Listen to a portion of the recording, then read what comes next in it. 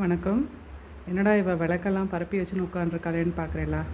ஒன்றும் இல்லை. ரீசெண்டாக நான் கிரி ட்ரேடிங் போயிருந்தேன். கிரி ட்ரேடிங்கில் இந்த மாதிரி ஐஸ்வர்ய லக்ஷ்மி முகம் கிடச்சிது எனக்கு. ரொம்ப அழகாக இருந்தது. இது கார்த்திகை தீபத்துக்காக நான் வாங்கிட்டேன்.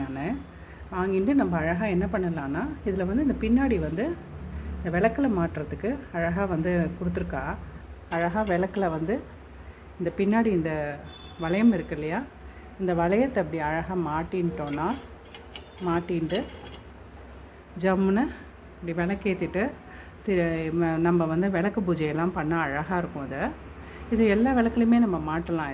இது பித்தளை விளக்கில் நான் வச்சுருக்கேன்.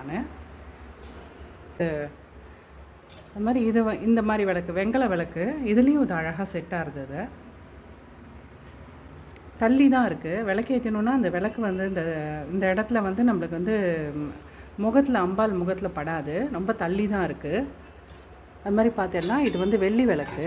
வெள்ளி விளக்குலேயும் அது மாதிரி வச்சுருக்கேன். நான் காமிச்சிருக்கேன் பாருங்கோ. ரொம்ப தள்ளி தான் இருக்குது. விளக்குக்கும் இந்த முகத்துக்கும் ரொம்ப தள்ளி தான் இருக்குது. அழகாக நம்ம வேணும்னா அதை குட்டி குட்டியாக, அதாவது மணி மாதிரிலாம் கூட இங்கே தொங்க விடலாம் சாமிக்கு. ரொம்ப சௌரியமாக இருக்குது. இது எல்லாத்துக்குமே அழகாக செட் ஆச்சு இந்த விளக்கில். எனக்கு இது ரொம்ப பிடிச்சிருந்தது. ஐஸ்வர்ய லக்ஷ்மின்னு போட்டிருந்தா. ஐஸ்வர்ய லக்ஷ்மி விளக்கு முகம்.